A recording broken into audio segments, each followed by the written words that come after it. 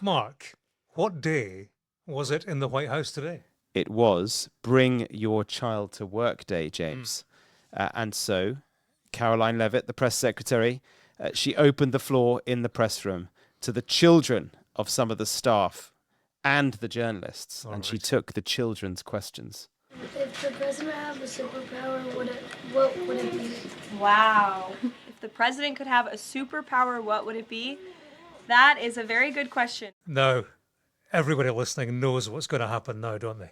Of course they do, yes. It's bring your kids to the podcast day. So take it away, kids. Hi, I'm Zach, and Mark Stone is my dad. Hi, I'm Amelia, and Mark Stone is my dad too. You're listening to Trump 100. It's Elon Musk on his way out. There you go. Very good. Let me play you. All right, let me play you mine. And I'm Rosie. James Matthews is my dad. And that's my youngest, and from my oldest, I've got. Is this the one that's drinking? Yeah, and for my oldest, I've got, Dad, it's my friend's birthday and I've had a glass of wine. When do you need this by? She doesn't know deadlines like her dad. She knows red wine like her dad then. Very good. So, James, a golden dome was Trump's main focus today. Tell us more. Yeah, long been Donald Trump's big idea. This dome, there wouldn't be anything other than golden, I suppose. A defense system, basically a shield in the sky and in space to protect America from missile attack. Today, in the Oval Office, he announced a few things. A program manager, General Michael Gillane. There was also a cost, $175 billion, a bit beneath previous estimates. And there was also a time frame. He said it would be fully operational by the end of his term. In the campaign, I promised the American people that I would build a cutting-edge missile defense shield to protect our homeland from the threat of foreign missile attack. And that's what we're doing. Today, I'm pleased to announce that we have officially selected an architecture for this state-of-the-art system that will deploy next-generation technologies across the land, sea, and space, including space-based sensors and interceptors. And Canada has called us, and they want to be a part of it. So we'll be talking to them. They want to have protection also. So as usual, we help Canada do the best we can. This design for the Golden Dome will integrate with our existing defense capabilities and should be fully operational before the end of my term. So we'll have it done in about 3 years. Well, I'm going to stick my neck out and say I bet it'll cost a lot more, and I bet it won't be fully operational by the end of his term. The concept is actually very similar to something that Israel already has, their Iron Dome defense system that you may have seen operating. I certainly have. It is an extraordinary missile defense system. Whenever rockets and missiles are fired into Israel, either from Hezbollah in Lebanon or from militant groups in Gaza, not much of that happening at the moment, or indeed bigger missiles from Iran, this Iron Dome kicks into action, and it is spectacular. I've lived in Israel. I've seen it operating many times at night. It looks like Star Wars. I mean, genuinely, these missiles fire up from here, there, and everywhere. Quite extraordinary. So the Israelis have a system, and we'll put a video that I did a few years ago into the show notes, so you can see it working. It is astonishing.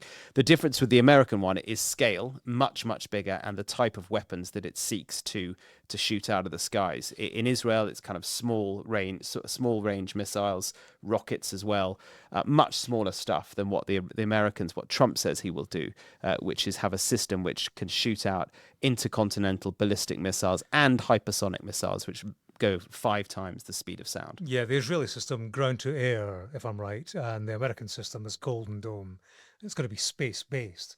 The beauty of that, according to its architects, is that it will take out bigger missiles launched from further away, can hit them before they reach the booster phase. So all in all, just a much larger system that covers a kind of wider and larger landmass. Yeah. And he mentioned Canada as well. He said Canada may well be part of it. Interesting. Yeah, I do wonder about that. He followed it up, the mention of Canada, by saying we'll work with them on pricing. So he's clearly looking for cash from the Canadians, and there is an element of politics in roping them into this project.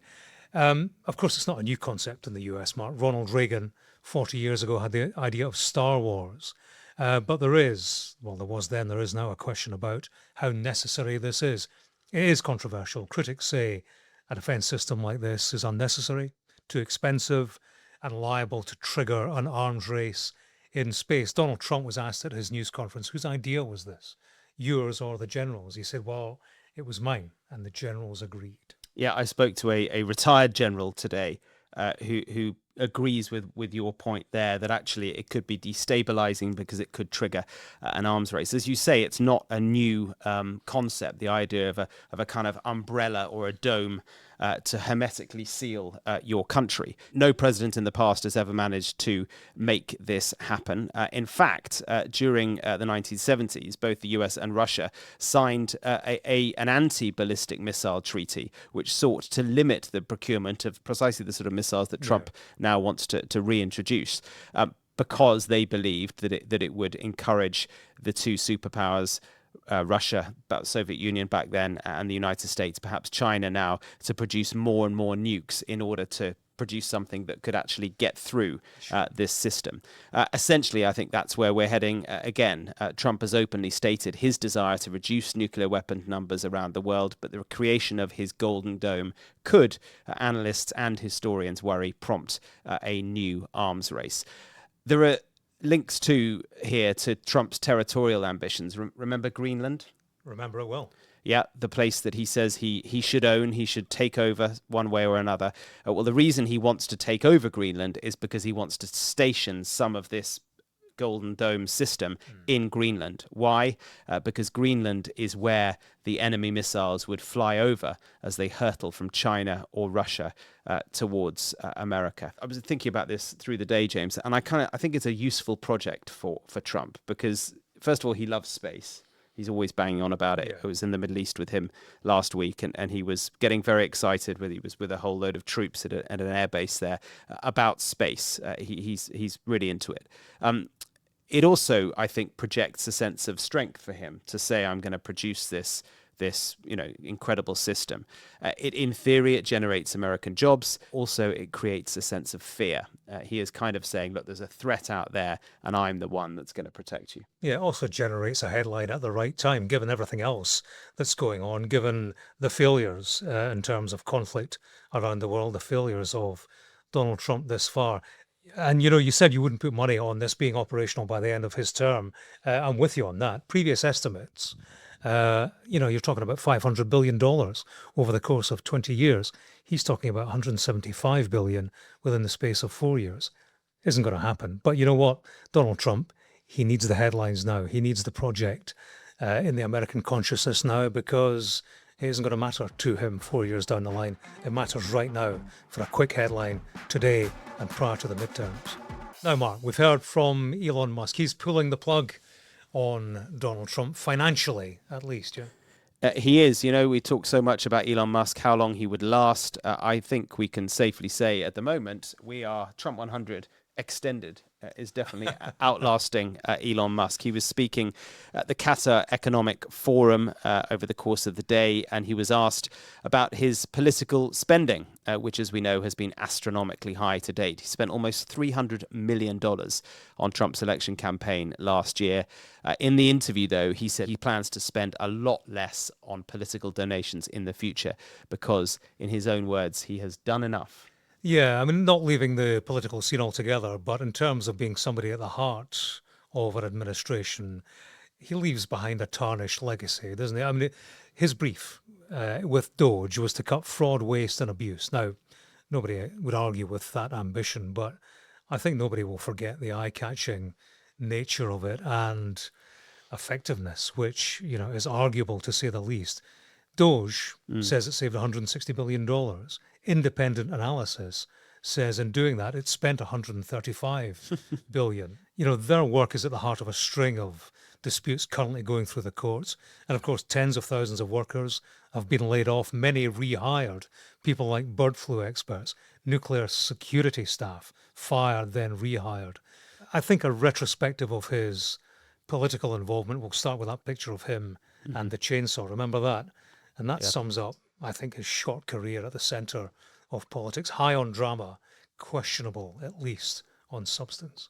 Yeah, I think, on Capitol Hill, they will be watching his changing views on funding elections very closely, because remember, he had said on many occasions, and in fact Trump said the same thing, that they would back candidates who stood up against anti-Trump Republicans in seats in the House and the Senate as they came up, effectively trying to kick out anyone who stands against Donald Trump. A lot of people on the Hill saw that as a threat. Toe the line now. Do as Donald Trump says, and we won't fund someone else to run against you in 2026. Yeah, him running away with the cash removes, I think, a significant influence, not just over the Republican movement, but over politics in this country at large. His money steered Trump into the White House. And as you say, his power and wealth continued to wield influence. His media presence, his ownership of X, of course, does remain huge in shaping debate and shaping viewpoints, which is why he remains a player, just not one who fits comfortably onto the political stage in which he finds himself, not comfortably enough, I think for his own reputation, or indeed for Donald Trump, actually. But don't bet against a full-blown comeback at some stage. And it's not just his businesses that have suffered financially from his time in government, because personally he's thought to have lost about $150 billion from his net worth since Trump won the election. You could say for a guy worth about $425 billion, he can take the hit. But the fact is, his popularity is falling, combined with Trump policies like the tariffs, which he is opposed to and are costing him money. He won't be happy about that. So this is goodbye. So I do wonder, it's goodbye today, but is it actually au revoir? I think even beyond Capitol Hill, political parties, governments around the world have been quite concerned about the influence of Elon Musk. But the suggestion was he would help reform with money. He has shown interest in helping the AfD in Germany with money as well. He has so much money that if he wanted to do that, he could effectively price candidates out of the market by pumping huge cash sums into the party or the candidate of his choice. So maybe now that is less likely. There was one other very interesting part of the interview that he did in Qatar, where he was asked about Putin, how many times he's spoken to Vladimir Putin. He got very prickly at that, said, only once, why are you even asking this? And the interviewer, Michelle Hussein, said, well, because you are on record as saying that you have spoken to him before. And then she quoted something that he had said to the Wall Street Journal, to which he responded, is there a worse publication than the Wall Street Journal? I wouldn't use that to line my cage for parrot droppings. Yeah, money doesn't buy you away with words, does it? Now, James, elsewhere, a big day for Marco Rubio. He was on Capitol Hill facing questions from lawmakers. Of course, Marco Rubio, Secretary of State, but also the National Security Advisor as well. First time, I think, since the 1970s that one man has held both those positions. He was challenged on the administration's approach to Russia and Ukraine, the cuts to foreign aid, USAID, and America's approach to immigration under Donald Trump. All things that his former colleagues said pointed towards Rubio withdrawing from the world. Yeah, he was accused of wasting millions of US dollars, misleading the public, ceding leverage to Putin. One lawmaker said American flags were coming down around the world. And he is, remember, not of the MAGA crowd necessarily. He may now be a close ally to Donald Trump. He is, after all, his Secretary of State. But he is an internationalist. I mean, he is a man who is very well versed in foreign policy. And that comes across whenever you hear him speak. To be fair, he did say, I've just hit 18 countries in 18 weeks. That doesn't sound like much of a withdrawal.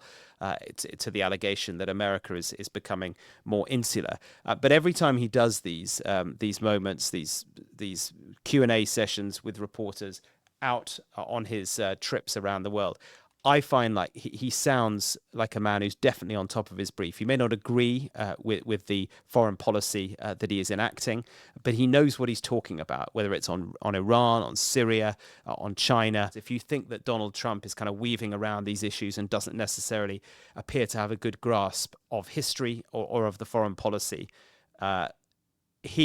Rubio does. Really interesting bit on Syria as well. He was asked why Donald Trump and the US administration is now warming to Syria, given that the new president was once aligned to Al-Qaeda. What he said here was interesting. It was very pragmatic. He said, look, if we engage with them, it may well work out. It may not work out. If we did not engage with them, it is guaranteed not to work out. And then he goes on to say that Syria is in a very unstable place at the moment, and he effectively says it's in America's interest to make sure that Syria does not become a failed state, which is all very well. I personally would agree with that. But what's interesting is that it was not all that long ago that Donald Trump was saying Syria's a faraway country, doesn't matter to us, not our problem. So confusing foreign policy, but Rubio does certainly in that appearance on Capitol Hill seems to be very much across his brief, whether you agree with it or not. On a lighter note, Mark, what was your favourite question in the White House from Bring Your Kids to Work Day? Well, it was the confirmation that Donald Trump really does love McDonald's. I mean, he was asked about his favourite food. Steak was the answer, and then there was another question about McDonald's, and he said, Caroline Levitt said on his behalf, he loves a Big Mac. Doesn't everyone? I don't. Yeah, that must have come from the friendly media, the sycophantic media. I like the question. One kid asked, how many people has he fired? And Caroline Levitt kind of laughed and shuffled her feet and said, well, thus far, actually, we've not had anybody fired with the exception of one individual who did leave their job. But we have a great team here. Who was that individual? Mike Walls. Mike Walls. Very good. There were some good questions. I think Caroline Levitt is probably forgetting the many, many thousands of federal employees who have also been fired. Good question. Your kid should have been there for the follow-up. Okay, from the kids, large and small. That's it for today, but as always, we'd love to hear from you. The email is trump100@sky.uk. And remember, you can follow the podcast for free wherever you're listening. And you can watch us as well. Just search Trump 100 on YouTube or go to the Sky News app. But for now, we'll see you tomorrow for another day of Trump 100.